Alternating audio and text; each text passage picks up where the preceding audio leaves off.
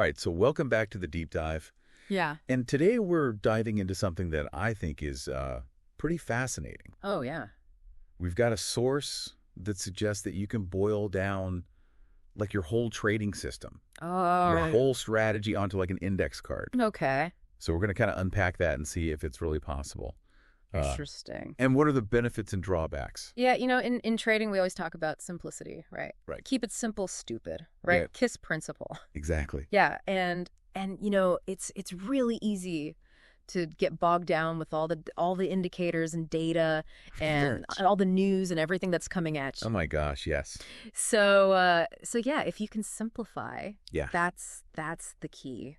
I think that's a really interesting concept because when I think about like my own life and like things that have helped me be successful, Right. it's like the things that I can remember the easiest, Mm-hmm. like the things that are like so simple. Yeah. I could just like pull them out and use them, Yeah. you know? Absolutely. So I imagine, like, in trading, if you could have, like, the bare bones of your system, like, really, like you said, the DNA. yeah, just the core elements of your system. Uh-huh. You know, what are the absolute must-haves Right. to be successful? And this source kind of argues, like, if you can't summarize it, that simply you might be overcomplicating things. Right, right. It should be like a one-page, cheat sheet kind of thing. Like, Yeah. what's your entry signal? Yeah. What's your exit signal? How much are you going to risk? Right. What's your profit target? Like, what are the very basic Yeah, things? Exactly. What are your key performance indicators? Yeah.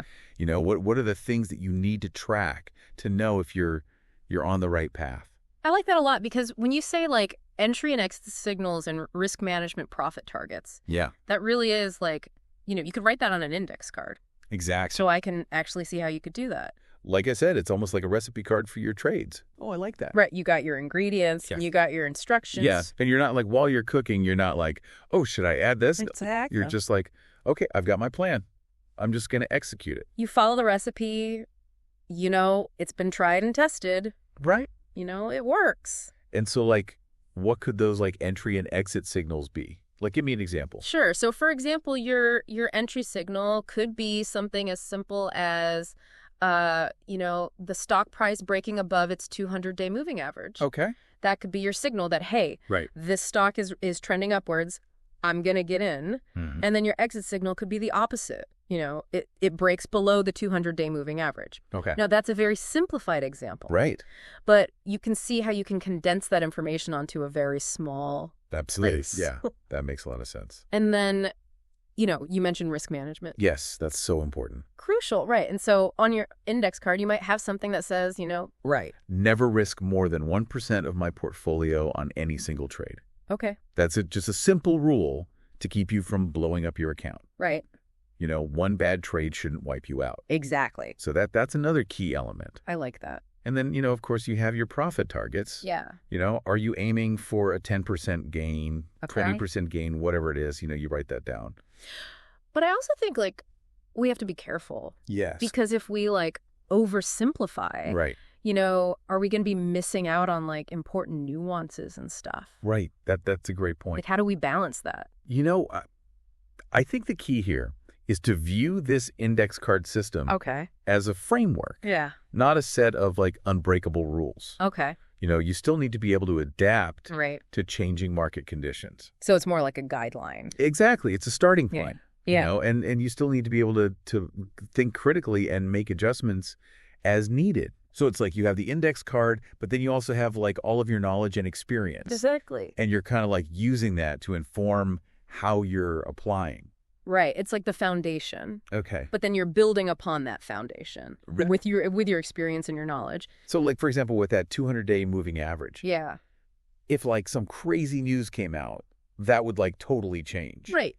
People's thinking about the stock. Exactly. You don't want to be blindly following that rule. Right. If there's a major shift in the market, you got to be able to adapt. I see what you mean. So yeah, it's a balance. Yeah. So the core takeaway, I think, here Yeah. is that simplicity can be really helpful, Absolutely. like to help you clarify your thinking. Yeah, get rid of the noise Yeah. and focus on what's important. And make decisions faster, I would imagine, too. Yeah, If absolutely. you're not like, overthinking everything. Exactly. So I think it's a really powerful idea. And you know what? I think this concept of simplification, Uh-huh.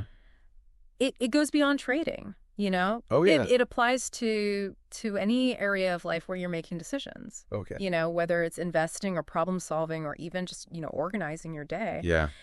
If you can simplify things, Uh-huh. you can be more effective. Like how so? Well, think about it. If you have a very complex system for doing something, Okay. it's going to be harder to follow it. It's going to be harder just to stick to it. Right. And it's going to be harder to make decisions quickly. Like you said, analysis paralysis, right? Exactly. You're just stuck. But if you can simplify it down to the bare essentials, Uh-huh. then it becomes much easier to execute. So like what would be an example of that? Well, let's say you have a budget, Right. right? And it's a very complex budget with Okay. all these different categories and subcategories, Right. and you're constantly having to track everything. It's so overwhelming. Yeah, it's overwhelming, and it's probably not very effective because you're spending all your time just managing the budget Right. instead of actually, making progress towards your financial goals. Yeah. But if you could simplify that budget Okay. down to maybe just, 3 or 4 main categories, Yeah. it becomes much easier to manage. Right. It becomes much easier to Have track. the mental energy to do it. Exactly. Yeah. And you're more likely to actually stick to it. And then you can actually see like, okay, this is where my money's going. Exactly. Yeah. So yeah, I think there's a lot of power in simplicity. Okay, so I think a good challenge for our listeners Yeah. would be to think about like, where in your life could you simplify something? Right. What can you strip away that's not really essential Yeah. to make things easier and more effective? Maybe it's your trading system. Maybe. To use your budget. Maybe it's the way you organize your to-do list. Yes. There's all sorts of areas where you can apply this principle. So if you're listening to this and you're thinking about this, Yeah. grab an index card. Exactly. Maybe keep one handy. Keep it in your pocket. Yeah. You never know when inspiration might strike. Right. You might be able to just jot down Yes. that perfect simplified system I love it. that's going to change your life. And that's our deep dive for today. Thanks for listening. Yeah, thanks for joining us. See you next time. See ya. Bye. Bye.